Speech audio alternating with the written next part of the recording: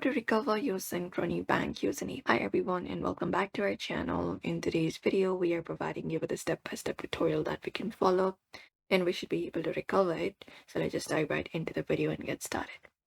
So we can directly head over to the login page. This is synchrony.com. We can head over there and in the top right corner, we can find a sign in option that we can click on. And once clicked on, we'll be headed towards the next page.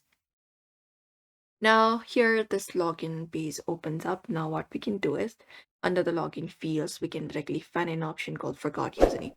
This first option right here and click on it. Once we click on it, we'll be asked to verify our identity. So first of all, provide in your social security number and the date of birth and click on continue. That will help confirm your account. So enter it up. And once you do so, the username will be displayed on your screen or sent to your registered email address. You can basically go ahead and go back to the login page. And once you are in the login page, you can use your new username and type in your new passport, and click on the sign in option.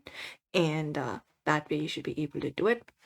And if you still can't recover it, make sure your details are matching exactly. Check your spam or your junk email folder. You can try using a different browser device as well.